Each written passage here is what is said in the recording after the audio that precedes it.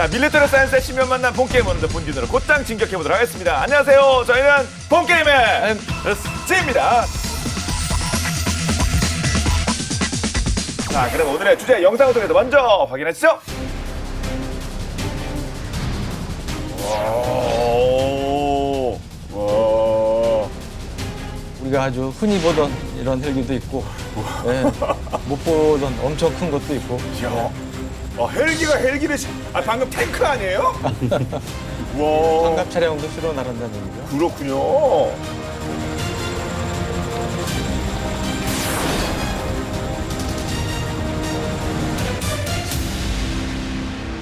자, 오늘의 주제 바로 이겁니다. 거대한 크기 그리고 상상 이상의 능력, 세계에서 가장 큰 초빅 슈퍼두퍼 자이언트 헬리콥터에 대해서 살펴볼 텐데, 사실은 뭐 블랙호크 다운이 다운됐다, 또는 뭐 탱크가 어디서 막 퍼졌다, 또는 뭐 수송기가 문제가 생기면 그럼 무슨 뭐 레카차에 이거 뭐 실을 수 있는 것도 아니고, 그리고 무슨 대형 트럭에 실을 수 있는 것도 아니고, 이럴 때 필요한 게 뭡니까? 바로 대형 수송 헬기입니다. 그렇습니다. 크고 센 거. 네. 네. 네, 근데 이제 비슷한 역할을 하는 걸로 사실 우리가 전에도 좀 다뤘던 수송기가 있죠. 네. 수송 헬기하고 수송기 모두 일단 공통점을 보면 이 기지에서 멀리 떨어진 곳으로 이 병력이나 장비, 물자를 옮길 때 이제 가장 먼저 투입하는 장비라는 게 이제 공통점이 있고요. 그리고 이 선박이나 트럭과 달리 이거는 이제 당연히 하늘을 나니까 뭐 바다라든지 뭐 산지 뭐 이런 것들을 쉽게 극복을 해서 다닐 수 있다는 것도 이제 강점이기 때문에 널리 사용이 되고 있고, 코로나19 이 사태 이후에 이 수송기는 여러 가지 백신이라든지 이런 의약품을 수송하는 데 사실 큰 역할을 이제 하고 있죠. 그런데 이제 뭐 또 당연히 아시는 얘기지만 차이점도 있습니다. 우선 가장 큰 차이는 수송기는 고정익기잖아요. 그러니까 뭐 그게 이제 프로펠러가 됐던 제트 엔진에 됐던 고정익기 때문에 또 당연히 이제 긴 활주로가 필요한 이제 그런 것이고, 또 이 구정 물자를 투하할 경우 비행장에 내리기 어렵다면 결국은 하늘에서 낙하산을 달아서 이제 떨어뜨리는 방법밖에 없잖아요. 근데 이런 단점이 이제 정확한 위치에 투하하기 어렵다는 이런 뭐 단점도 있는 것이고, 헬기는 뭐 당연히 투지기 착륙이 가능하니까 활주로도 필요가 없고, 그리고 그에 따라서 우리처럼 특히 산이 많은 산악지형 국가에서 이제 유용하게 활용이 될 수 있고 활용 범위가 넓다는 이러한 이제 장점이 있는 것이죠. 네. 수송기도 사이즈로 치면 진짜 엄청나잖아요. 뭐 하늘을 가릴 정도인 것 같은데, 수송 헬기도 앞서 영상만 보니까 와, 진짜 엄청 크던데요? 그렇죠. 사실은 우리 흔히 얘기하는 밀리터리 매니아들 사이에 가장 이 화제가 되고 많이 또 얘기가 나오는 게 이제 소위 순위 매기는 거죠. 그렇죠. 우리 항상 중요하죠. 몇 장이야? 세계에서 군세력 뭐 1위가 어디냐부터 해가지고 뭐 무기 체계도 마찬가지. 탱크 중에 넘버원이 어디냐, 누구냐, 뭐 이제 그런 거부터 해서 헬리콥터 당연히 이제 따른 이제 순위가 있죠. 이 수송 헬기 이제 순위. 과연 어떤 게 제일 크고 센 거냐, 이제 그 순위를 매기기도 하는데, 이게 참 제일 관심도 많고 또 이게 댓글도 많이 달리는 게 이 주제예요. 논란이 많다는 얘기인데. 랭킹 매길 때? 매길 때 당연히 여기 이 얘기하는 사람이 도대체 기준이 뭐냐? 그렇죠. 내가 볼 땐 다른데 이게 뭐 기준이 뭐냐, 맞는 거냐, 뭐 그런데 오늘 이 주제도 아마 그런 면에서 많은 댓글이 달리지 않을까. 네.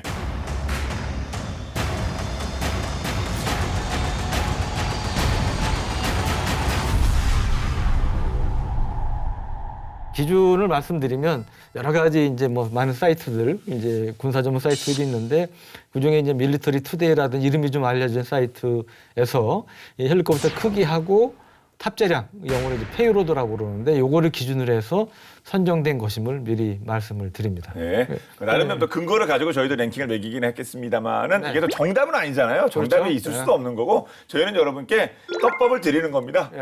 니네 순위 마음에 안 드나 마구마구 물어 뜯으세요. 우리 본게임 국방 댓글을 뜯으세요 그냥. 마구마구 달아주시면 좋겠어요. 마구마구 그냥 막 물어 뜯어버리십시오. 그거 자체가 저희도 즐거움입니다. 근데 대형 수송 헬기를 아이템으로 하자 이렇게 미셨다는데 뭐 특별히 이유가 있습니까? 아니 그런데 제가 이렇게 뭐 하면 좋겠다고 이 말씀을 드린 적이 있는데, 이번처럼 즉각적으로 이렇게 막 작가님이나 제작진이 수용해 준 적이 없어요. 그래 다시 한번 책임을 씌우는 거예요 지금요. 아이템 설정이 뭐 그래 유영훈인데요 이렇게 하는 거예요. 또 제가 했다고 그러면 또 악성 댓글이 달리나? 뭐 하여튼 그래서 감사히 말씀드리는데, 제가 어릴 때부터 이제 무기에 관심 있는 매니아잖아요. 네. 근데 제가 가장 좋아하는 최애 아이템 중에 하나가 오늘 여기 대상에 들어 있습니다. 큰 헬기, 예. 대형 헬기가 들어 있어서 그래서 또 그게 최근에 이제 뭐 개량형도 나오고 그래서 그걸 한번 다루면 어떨까. 근데 저 말고도 사실 밀덕 중에 그걸 좋아하는 분들이 꽤 있는 걸로 알고 있어요. 그래서 그래요? 제가 한번 말씀을 드렸던 거죠. 예, 좀 잠깐만 전투 헬기 뭐 이런 것 쪽을 좋아하실 줄 알았는데 네. 수송 헬기, 수송기 좋아하시는 분들 계시니까. 그렇죠. 네. 아, 그렇군요. 자, 그럼 이제 오늘 본격적으로 이 대형 자이언트 헬기 살펴보도록 할 텐데 랭킹. 저도 이런 랭킹은 좀 처음이긴 한데 하나하나 풀어보도록 하겠습니다. 그리고 이제 저희도 각오하고 있습니다. 여러분 거듭 말씀드리는 거죠. 정답 없어요 이거. 정답 떡밥만 드리는 거예요. 마구 물어 뜯으세요. 마구 물어 뜯으세요. 여러분 진짜 반대하시면 손 이렇게 들고 마구마구 얘기해 주세요. 근거 있으면 더 감사하고요. 근데 이 주제를 누가 하자고 유영원, 그랬냐? 예, 주제는 유영원입니다, 여러분. 이 주제를 한 건 유영원입니다. 유영 기자님이시니까. 예. 제가 이 프로덕에 조금 더 오래 살 것 같긴 한데.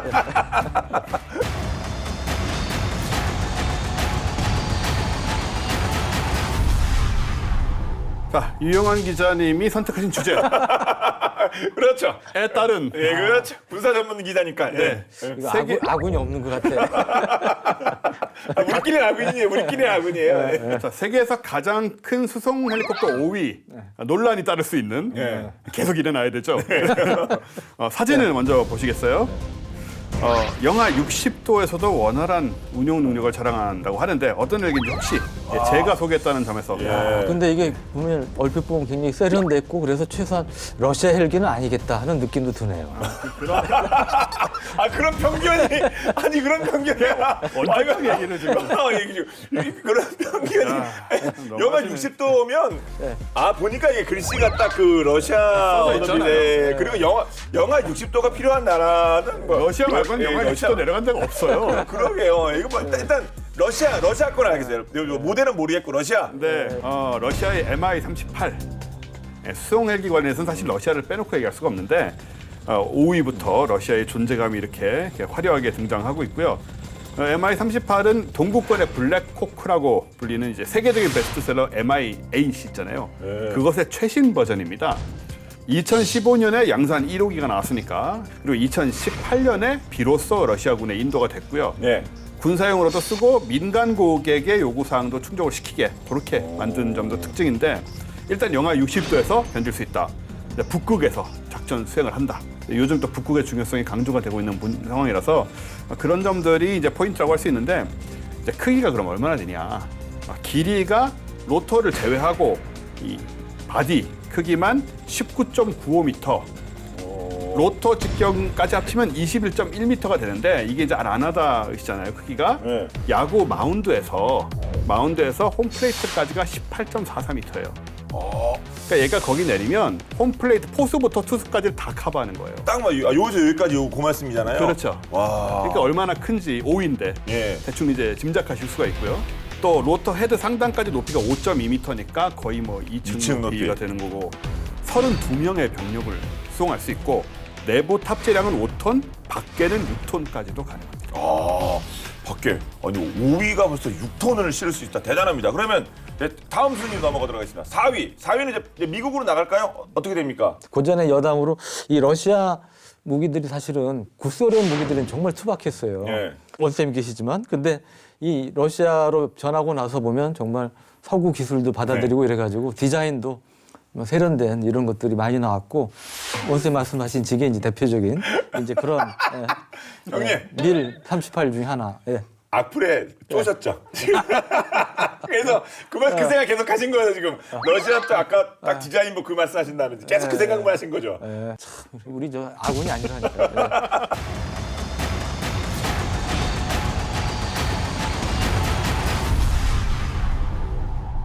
지금 딱 사진이 등장해서 말씀드리면 다 아시는 오스프리입니다. 아, 그러네. 예, 오스프리. 예. 예, V22 오스프리인데 회전익기에 이제 들어가기 때문에 오늘 이 대상이 이제 포함이 됐다는 말씀을 좀 드리고요.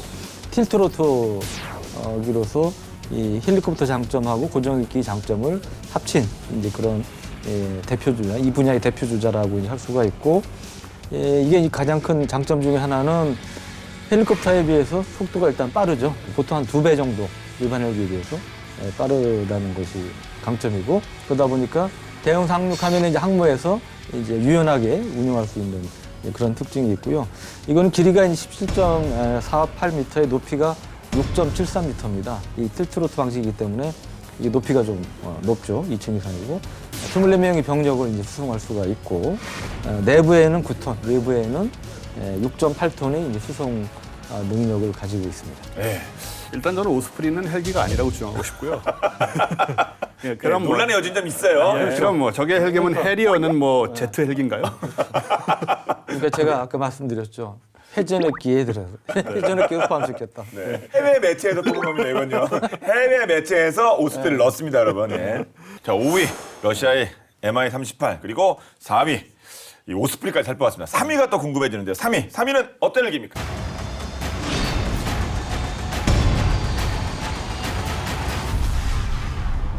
어, 3위야말로 이제 수송 헬기의 진정한 이제 형태라고 할 수 있겠죠. 이제 사진을 아마 바로 이 이거는 예. 뭐 우리 흔히 하는 얘기 삼척동자도 아는 헬기. 이거 제가 알았다고 저 알아요라고 자랑하려고 그러는데 삼척동자도 아는 겁니까? 제가 삼척동자 수준입니까 지금? 예. 동안이잖아요. 네. 삼척동자도 안다는데 뭐 제가 공개할게요. 치누크죠, 치누크. 치누크. 이거는. 예. 3위 CH-47 치누크가 선정이 됐는데, 이건 뭐 보시는 것처럼 이제 텐덤 로터 2개가 이렇게 앞뒤로 이제 서로 반대 방향으로 돌면서 동력을 얻는 방식이고요. 애초에 이제 7톤 이상을 들어 올리기 위해서 저 텐덤 로터가 동력의 손실이 적기 때문에 저 방식을 이제 쓴 거고, 1968년에 원래 이제 엔진 출력을 강화시킨 CH-47C형을 선보이면서 10톤, 그때부터 이제 10톤의 견인 능력을 이미 과시를 했고, 네. 이때부터 이제 미 육군 지휘관들이 엄청 사랑하는 헬기가 됩니다. 당연한 얘기고요. 155mm 견인포를 헬기로 이동하는 능력이 이제 절대적인 신뢰를 준 것인데, 바로 보시는 것처럼 지금 이제 저런 사진에서 식으로. 보시는 거예요. 예. 저러니까 육군이 좋아할 수밖에 없고요.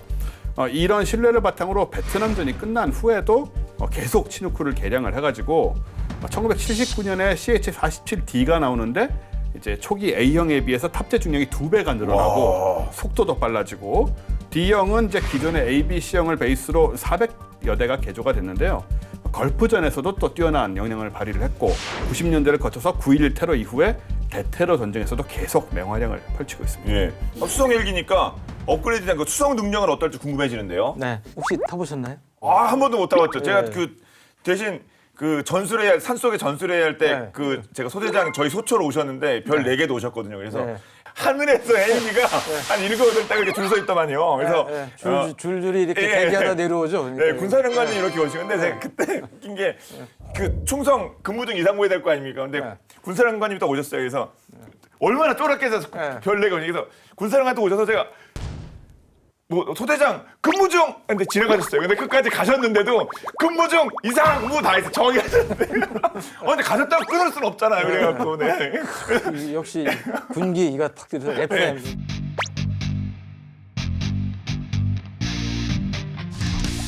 그 치누크를 저는 이제 몇 번 탈 기회가 있었는데 이 공간이 아주 그렇게 넓지는 않지만 하여튼 뭐 당연히 이제 블랙호크보다는 좀 아무래도 크죠. 34명이 이제 안전분양한 병력이 이제 탑승을 이제 하고 있는데 이게 이제 좌석 기준이고요. 실제로 뭐 한 50명까지도 이제 좀 무리하면 탑승할 수도 있는 이제 그런 헬기고, 뭐 실제 걸프전의 경우는 이제 포로이긴 했지만 99명, 100명 가까운. 99명. 때려 넣었고요. 네, 그냥 막 밀어넣은 것 같아요. 그리고 이제 원래 치누크에 사실은 험비를 수송할 수 있게끔 험비까지 그렇게 이제 고안이 됐는데, 왜냐하면 이제 험비가 워낙 범용성, 일반 지프 비슷하게 널리 사용되는 거니까 치누크로 수송할 수 있으면 좋겠죠. 그래서 이제 그런 걸 고려했는데 막상 험비를 집어넣어 보니까 이런 일이 벌어졌답니다. 네. 사진 한번 보시죠.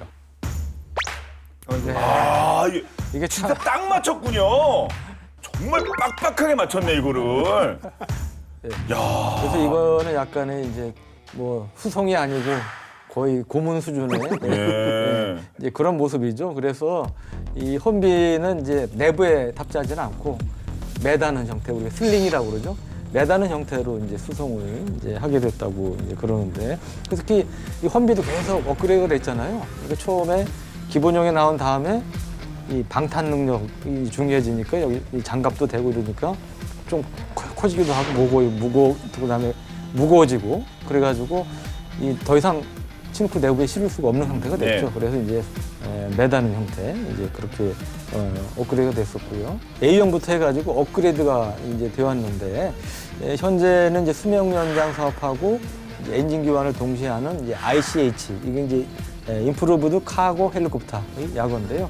여기에 이제 첨단 디지털 조종석까지 이제 가미가 돼서 나온 최신 버전인데 그게 바로 CH-47F형입니다. 네. A, B, C, D에서 F까지 다음에 가는 이제 F형까지 나온 거죠. 예. 지금 이제 미 육군은 CH-47D형 중에 약 400대 미만을 F형으로 이제 업그레이드를 하고 있는 중이라고 합니다. 그렇군요. 그럼 뒤에서 F로 바뀌면 또 어떤 부분들이 또 달라질까요?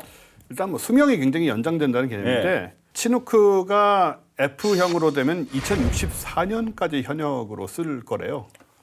그러니까 앞으로도 지금 40년 더 되는 거 아닙니까? 40년? 그러니까 처음부터 나온 것 치면 100년 동안 쓰겠다는 아, 지금 100년인가요? 예. 그런 이제 실전을 뛰겠다는 그런 관점이고 이제 그게 어떻게 가능하냐 생각을 해보면 일단은 뭐 엔진이 바뀌는 거죠. 그 하니웰의 T55L714A 엔진이 도입이 되면서 엔진 한 개당 출력이 무려 3,529kW, 견인 능력도 11톤이 넘고 최대 속도도 300km 시속 이르는 이런 이제 수준에 도달하게 되고요. 이 F형이 굉장히 뛰어난 기체라고 평가가 되는데 사실 미국의 이제 신형 전술 차량들 JLTV 이것들이 등장함에 따라서 최대 이륙 중량을 좀 늘려야 된다. 24.5톤까지도 증강을 해야 된다는 필요가 좀 생겼다고 해요. 예.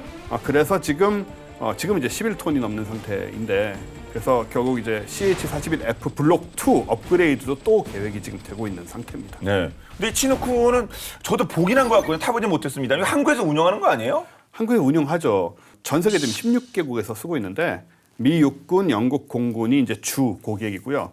우리나라도 87년에 이미 CH-47D를 도입을 이제 해가지고 그 다음에 이제 주한미군이 또 14대를 사용하던 거를 도입을 했고 그래서 지금 현재 우리나라가 40여 대를 운용을 하고 있고요.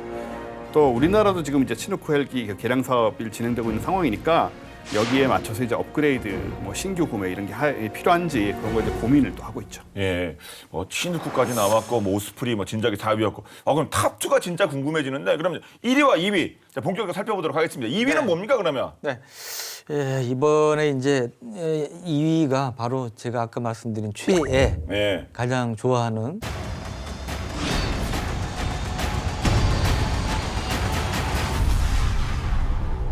이름부터 킹이 있어요. 킹. 왕이 있어요. 예. 네, 코브라의 왕은 또 킹코브라 아니겠습니까? 그렇죠. 맞나? 예. 하여튼 네. 그리고 미군이 운영하고 있는 헬기 중에 가장 큰 이제 그런 이제 헬기인데요. 예. 바로 이 사진 속의 헬기입니다. 이거는 예. 그래서 지금 보면 모르겠는데요. 아니, 이 밑에- 홈비가 이렇게 조그매요? 네, 헌비가 이렇게 작게 보일 정도로 이제 우와. 큰 그런 얘기죠. 별명이 이제 킹 스텔레온인데요. 그 CH-53K고요. 이게 이제 2014년에 이제 첫 공개가 되고 다음 이듬해 이제 첫 비행을 했는데 말씀드렸다시피 미군이 운용하고 있는 것 중 제일 크고 무거운 헬기입니다. 치누크보다 더 커요. 치누크는 로터가 2개지만 이거는 로터가 하나지만 그래도 이게 더 이제 치누크보다 큰데 길이가 이제 무려 30m에 이르고 높이는 9m, 그러니까 3층 높이죠. 탑재량 또한 이제 이 보기보다 더 많은데요.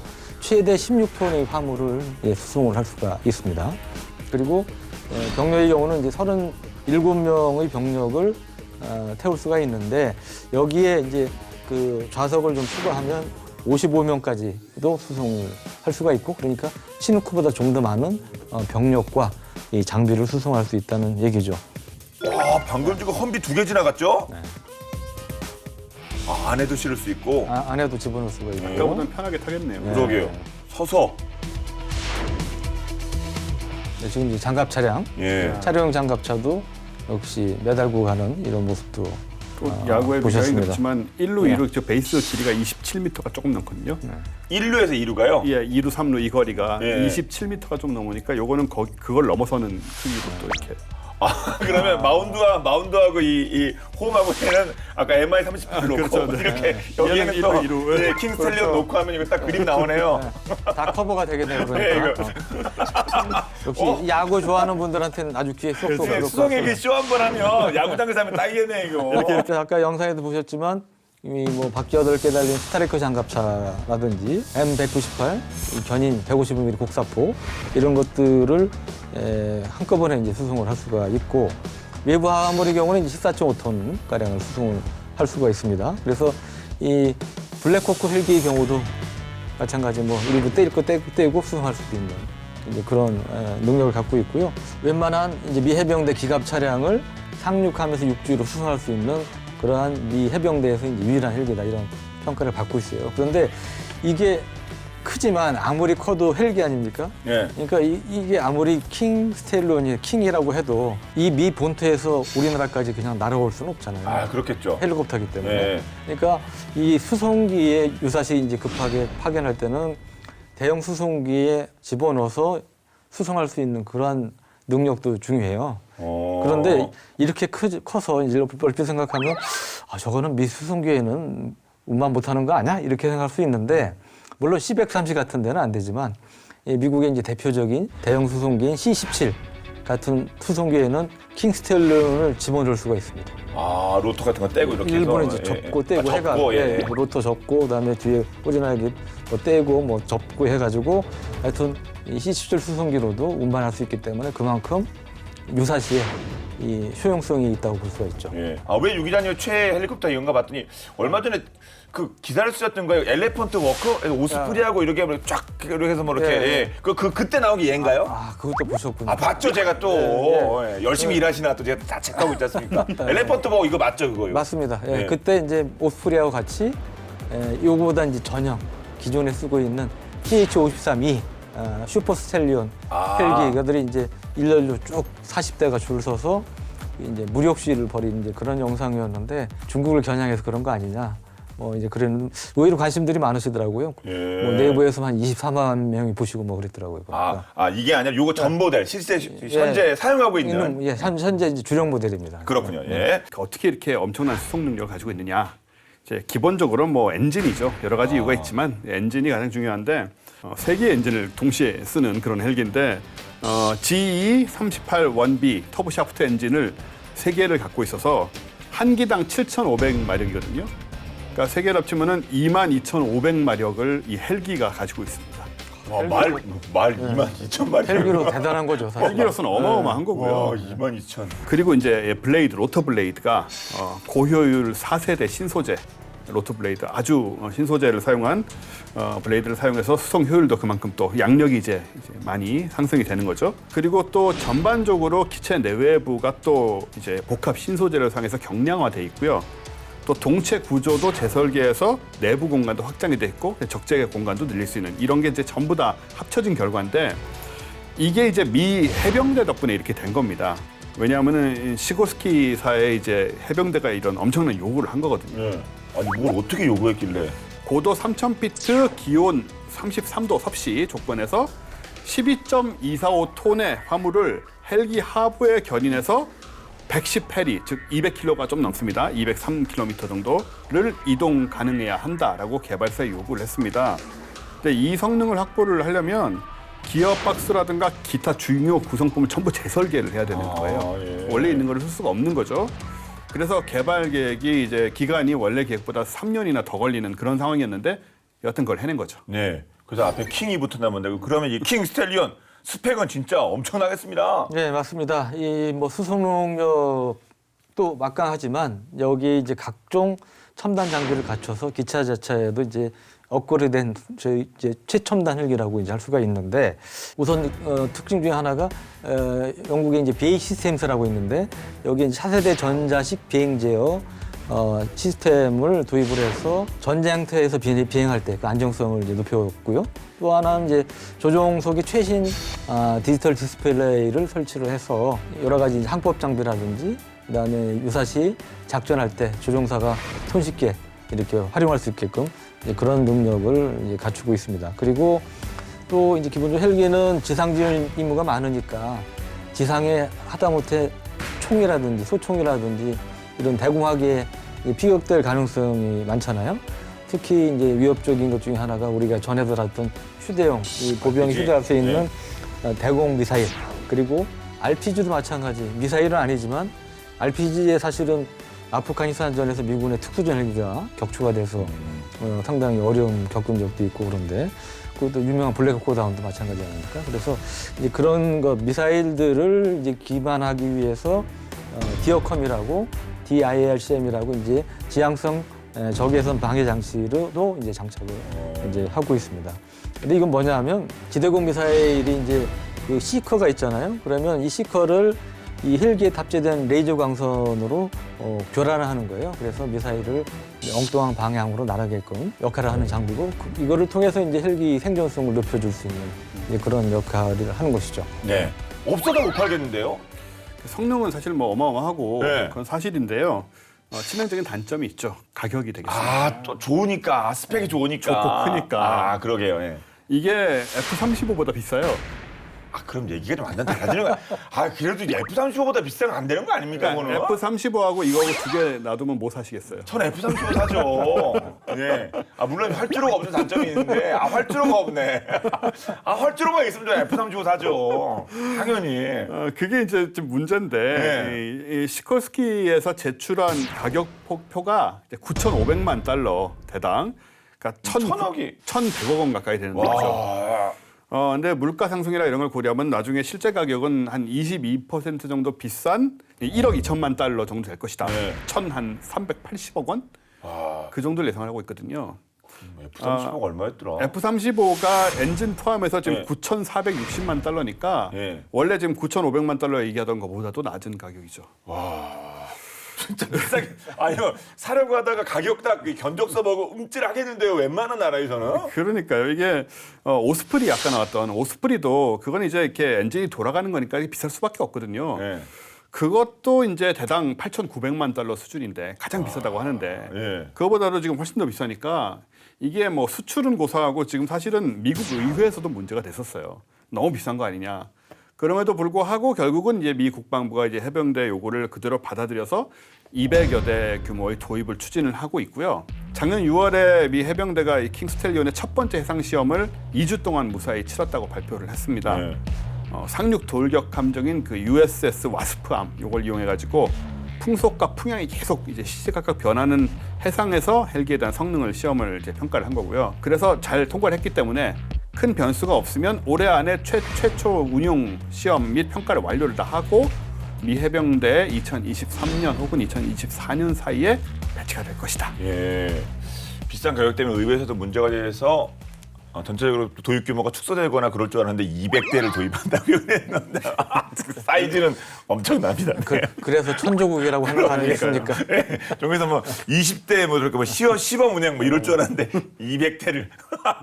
아 그러면 킹스텔리온 앞서 말씀하신 것처럼 이제 그 개발이 완료가 됐고 이제 그때 쓰이는 거 아닙니까? 근데 현재 쓰이는 것 중에 짱은 뭡니까 그러면? 그러니까 킹스레어는 이제 도입 초기 단계고요. 네. 지금 이제 그보다 구형인 주력기가 있는 거죠. 주로 사용되는 거는 이제 CH-53E 아까 말씀하셨던 예, 슈퍼스텔레온이 있는데 아까 원수 말씀하셨지만 로터가 하나지만 블레이드가 여러 개 달려 있잖아요. 상당히 크고 파워도 크고. 그러니까 이거 바꿔 얘기하면 이착륙할 때 바람이 얼마나 강하게 불겠습니까? 그러게요. 예. 헬기 바람 정말 간단치 않습니다. 네. 예. 근데 이게 워낙 바람이 엄청나니까 별명이 뭐냐면 허리케인 메이커라는 별명이 붙었다고요. 그 거의 태풍급이겠죠. 예. 자꾸 제가 이제 뭐 탔다고 그러면 또 위화감 느끼신 분 계실 것 같은데. 어차피 어차피 할 수도 없어요 우리는 민간이라서. 근데 제가 어찌하다 보니 이 슈퍼스텔레온을 타볼 기회가 있었어요. 아 슈퍼스텔레 사셨어요? 네, 그러니까 우리나라가 아니고 예. 외국에서 어디였냐면 우리가 1999년에 동티무르에 파병을 했습니다. 예. 그때 이제 베트남 전후의 첫 이제 파병이었는데 그때 우리 특전사가 갔죠. 근데 그 취재를 갔는데 이거 거기까지 어떻게 가나 그러는데 마침 미 해병대 헬기가 있었는데 거기에 이제 어렵게 이제 뛰어서 탄 거예요. 그게 바로 이제 지금 말씀드린 슈퍼스텔레온이었습니다. 그때 그 해안이어서 모래가 엄청났는데 이 바람이 더구나 이게 워낙 세니까 이 모래바람이 뭐 정말 말로 표현하기 힘들어요. 그래가지고 제가 머리부터 여기까지 그냥 이 전신이 다 모래로 뒤엎어가지고 네. 그 하여튼 모래 씻어나는데 하여튼 고생한 기억이 새록새록 나는데 하여튼 바람이 정말 엄청나다. 예, 그리고 하여튼 이 슈퍼슬레어는 최대 이륙 중량이 이제 33톤이고 거의 F-15K 전투기 무게에 이제 필접하는 이제 중량을 갖고 있고, 근데 참고로 아파치라든지 블랙호크 같은 경우는 10톤급이에요. 그러니까 거의 3배라는 얘기죠. 그러네요. 네. 예, 클래스가 그러니까 뭐 달라도 한참 다른 이제 그런 거고, 블랙호크 헬기 뭐 고장난 거 이런 것도 뭐 쉽게 이제 올릴 수 있는 그런 게 있고요. 얘는 이거는 이제 블랙호크는 아닌데 뭐 공격 헬기가 뭐죠, 예, 이름이? H1Z 바이퍼. 바이퍼라는 이제 예, 공격 예. 헬기인데, 물론 이제 로터는 뗐습니다만 지금 아주 가뿐하게 매달고 이제 수송을 하는 이제 그런 모습인데, 이 바이퍼 같은 경우 무게가 한 6톤 정도 됩니다. 그러니까 뭐 블랙호크보다는 좀 가볍지만, 그래서 미 해병대 항공기 중에 C-130 수송기를 제외하고 요거보다 이제 가벼운 C-130보다 가벼운 항공기들은 이제 인양할 수 있는 이제 그런 이제 파워를 갖고 있다. 근데 그 비결은 뭐냐? 역시 제일 중요한 건 엔진이죠. 엔진? 엔진이 아까 킹스텔리온이 엄청 센 게 3개라고 그랬잖아요. 마찬가지 슈퍼스텔리온도 엔진이 3개입니다. 킹스텔리온보다는 좀 약해요.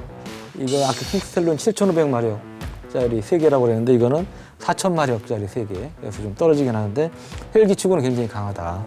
아파치와 비교해보면 아파치는 2,000마력짜리 2개거든요. 그러니까 뭐 그것만 비교해봐도 상당한 이 차이를 느끼실 수가 있고, 이 조종석은 또 MVG라고 그래서 야간 비행할 때 우리 이제 각을 투시경 요것도 이제 사용이 가능하고, 여담입니다만 옛날 MVG가 이 공군 전투기 MVG 작동이 잘 안 돼서 사고 난 적이 있어서, 아, 그래요? 네, 제가 MVG 쓰고 탄 적도 있는데 공군 조종사에 이런 우스갯소리가 한때쯤에 있었어요. MVG는 안 보이지다. 안 보인다고? 예, 안 보인다. 그래서 옛날이지. 옛날 얘기입니다. 옛날에. 예, 약간 좀 비하하는 예. 그런 식으로 해서 이제 그런 얘기도 있었다고 그래요. 예, 사실 야간에도 훤히 보여야 되는 건데, 네. 예, 뭐 그 당시는 좀 여러 가지 한계가 있었나 봐요, 기술적으로도. 예, 그리고 이 뭐 신형 헬기들이 많이 갖고 있는 장비들인데 이제 풀려라고 그래서 전방 감시 적외선 레이더 이것도 당연히 외부에 이제 장착을 이제 하고 있고, 이런 장비를 통해서 야간이나 악천후에도 이제 비행할 수 있는 이런 특징이 있고요. 미 해군 해병대에서 이제 활용이 되고, 제가 아까 최애라고 그랬는데 최애가 중에 이 CH-53 중에도 MH-53J 페이보르 03라는 게 있어요. 예. 이거는 뭐 정말 옆에 달려있는 것들이 많은데 이게 이제 특수작전용으로 쓰는 겁니다. 레이더도 여러 개가 있고 뭐 장비가 많은데 이건 정말 포스가 느껴져요. 그래서 이제 그런 MH-53J라는 파생형도 있는데, 하여튼 뭐 특수작전용이라든지 여러 가지 다양한 용도로 이제 많이 이제 활용이 되고 있죠. 그렇군요. 이 큰 헬기가 특수작전용도 따로 또 있다. 네. 기대가 되네요. 자, 그런데 그럼 슈퍼에서 킹으로 당연히 뭐 많이 업그레이드된 거 아니겠습니까? 슈퍼 싱글에서 킹, 뭐 퀸이라고 할 텐데, 네, 업그레이드가 됐다. 업그레이드된 내용 앞서 엔진도 말씀해 주셨는데 다시 한번 짚어주신다면요. 엔진의 연료 효율이 25%가 향상이 되고, 그리고 이제 헬기 핵심 부품 중에 하나가 그 메인 로터의 기어박스인데, 그 수리 및 정비 주기가 기존의 2,000시간보다 400시간이 증가한 2,400시간으로 또 늘어났고요. 그래서 비행 안정성도 좋아졌고 수송 능력도 향상이 됐다고 보면 되고요. 또 신소재 사용해서 기체는 무게는 가벼워졌고, 덩치는 또 커졌어요. 그래서 너비가 30cm가 늘어났거든요. 예. 그냥 뭐 아주 커서 30cm는 별거 아닐 것 같지만 30cm면 이만큼이니까 너비로 따지면 꽤나 차이가 나는 겁니다, 사실은. 그리고 탑재 능력도 3배 가까이 늘었고, 공중 급유 체계도 갖추고 있어요. 그래서 이제 공중에서 헬기인데 공중에서 이제 다른 이제 급유를 받아서 또 작전 반경을 넓힐 수 있는 그런 상황이고, 안전에도 또 강화된 부분들이 있고, 그래서 탑승 이제 인원이 많은 경우가 많잖아요. 몇십 명씩 타고 이런 경우도 있으니까 만약에 사고가 났을 때 이제 비상 탈출을 하기 위해서 창문을 크게 만들었어요. 그 창문 깨고 나오기 쉽게 이런 것까지 세심하게 좀 변경을 했습니다. 예. 얘가 만약에 고장이 났다 그러면 얘는 어떻게 수리해야 되는 겁니까? 정비 관련해서 재밌는 게 예. 우리나라에서 사실 이걸 많이 했어요. 아니 보기도 어려운 이걸 우리가 네. 우리나라에 네, 수리를 했어요, 네. 이걸요? 그러니까 어떻게 됐냐면 우리 뭐 특정 업체 얘기해서 그렇습니다만 이제 몇 개 없잖아 사실. 뭐 항공사가 카이, 대한항공 뭐 빠는데요. 대한항공이 사실은 미군 장비, 전투기를 포함해서 이 정비에 오랜 노하우가 있습니다. 예. 옛날부터. 그래서 H-53E 이 대형 헬기 창정비 사업을 대한항공이 수주를 해서 지속적으로 이제 해온 이제 그런 측면이 있는데 작년 12월에도 이제 오늘 2029년 5월까지 9년간 이 아태 지역에 배치된 H-53이 대형 헬기 정비 사업을 수주를 했다고 그래요. 근데 여기 이제 H-53이라는 건 뭐냐면 H 앞에 이제 파생형들 용어가 붙는 거죠. 그러니까 네. CH-53 있고 아까 말씀 MH-53 MH가 있고. 예, 또 RH-53이라는 게 있어요. RH-53D는 뭐냐면 기뢰 제거, 소해 작전 용으로 쓰는 이제 그런 거고 한때 이제 주한미군에도 이제 배치가 돼 있었고요. 그리고 특수작전용 아까 MH-53J 말씀드렸죠.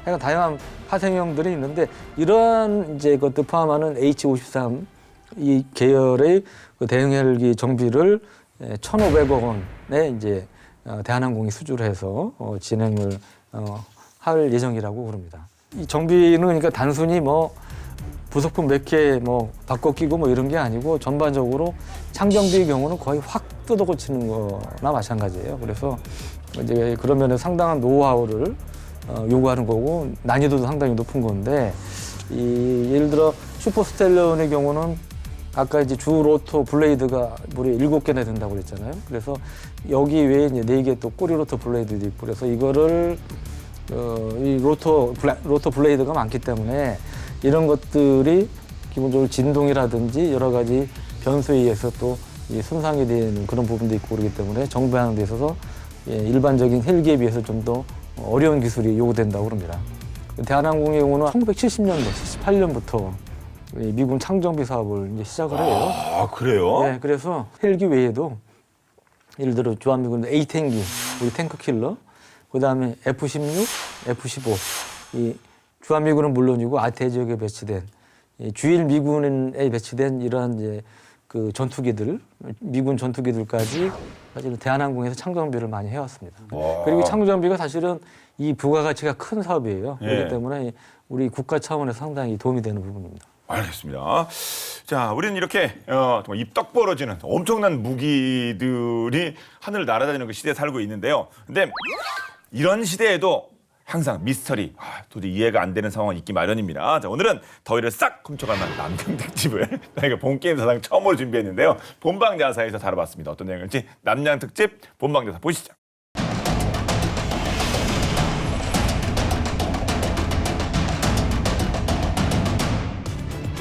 2003년 미국과 영국 연합군은 대량 살상 무기 제조를 이유로 이라크와의 전쟁을 선포했습니다.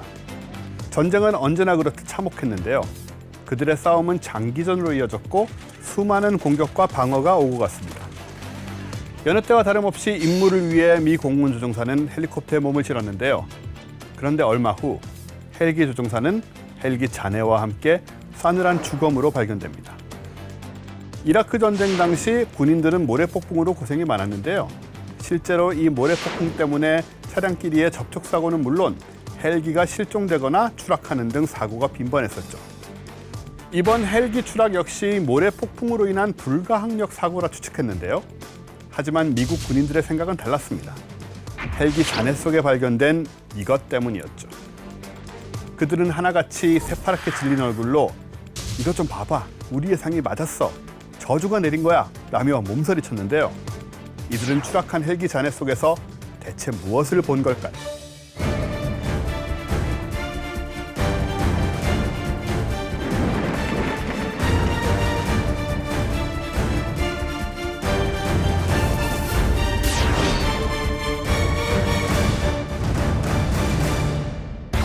어떤 사물이나 현상 또는 사람과 연관지어 불길한 예감을 가지는 심리현상. 우리는 이것을 미신 또는 징크스라고 하는데요.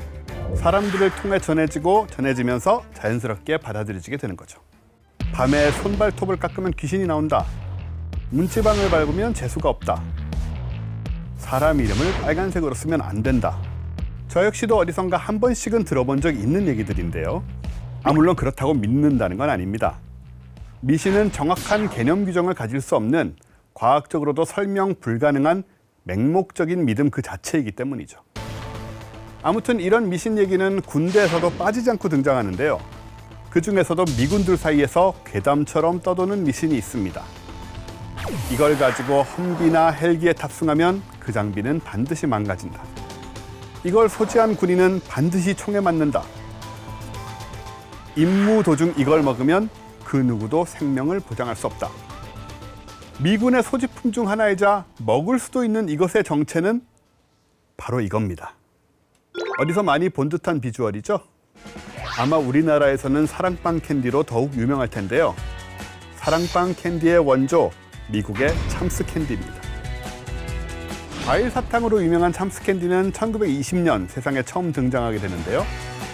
그러다 1929년 갑자기 찾아온 미국 경제 대공황에 잠시 생산이 중단되었다가 2차 세계대전 발발 이후 재생산에 들어가면서 시중 판매와 함께 미군 휴대식량인 MRE에 보급되기 시작했습니다.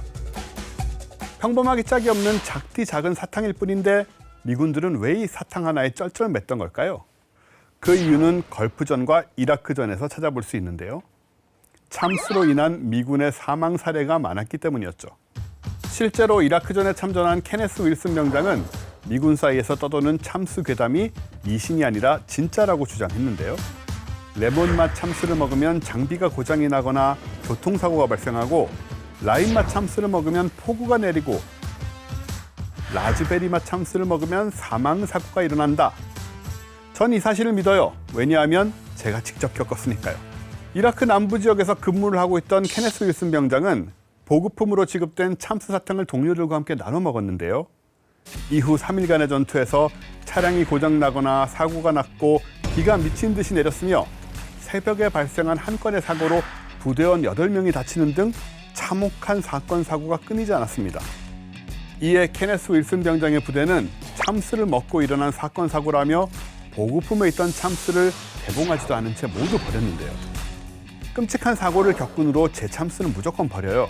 참스를 먹을 때마다 나쁜 일이 계속해서 일어났거든요. 같은 부대에서 근무하던 카메론 상병 역시도 참스를 뜯지도 않은 채 모두 버렸는데요. 참스가 맛있는 것에는 동의하지만 지난 3일간 있었던 일을 생각하면 더는 먹고 싶지 않아요 라며 기겁했다고 합니다. 그 밖에도 이라크에서 발견된 수송 헬기 잔해에서 무더기로 쌓여있는 참스가 발견되기도 했고 또 파괴된 험비 내부에서 반쯤 먹다만 참스가 발견되기도 했습니다. 사건 사고와 죽음 가까운 곳에는 늘 참스가 있었으니 이 정도면 저주라 여길만 했죠. 혹여 헬기나 장갑차, 험비 내부에서 참스 이야기라도 나오는 날엔 따가운 눈총과 함께 선임의 잔소리 폭격을 들어야 했습니다. 미군들이 느꼈을 공포와 불안감은 작전 중에 지급된 MRE 식량 팩에 있는 참스를 전부 모아 사막지대에 무더기로 버리는 행동으로 이어졌고 급기야 저주의 행위로 적군을 향해 참스를 던지기도 했다고 하네요. 훗날 미군 사이에서 떠돌던 참스의 저주는 미국 드라마 제너레이션 킬에서 재현되면서 사람들에게 널리 알려졌습니다. 터무니없는 미신이 괴담처럼 떠돌며 미군들에게 악몽까지 선사한 참스 캔디. 참스 캔디의 저주였는지 아니었는지는 알 수 없지만 전쟁터처럼 목숨을 걸어야 하는 상황 속에서 우연과 불운이 겹쳐낸 우픈 해프닝은 아니었을까요?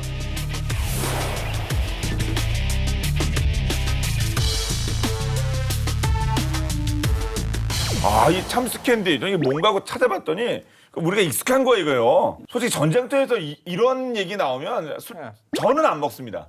저는 안 먹어요. 저는 오히려 훈련 뛸 때도 안 먹겠네요. 특정 업체한테 미안하지만. 이거는. 요즘은 이게 이제 비슷한 형태로 국내 제품이 나오잖아요. 저는 그냥 그거 먹으려고요. 그러니까 우리나라는 그러니까 우리 한국 분들 우리는 뭐 그런 거 아니고 미국 군인들 얘기니까 우리 전혀 신경 쓸 필요가 없습니다. 네.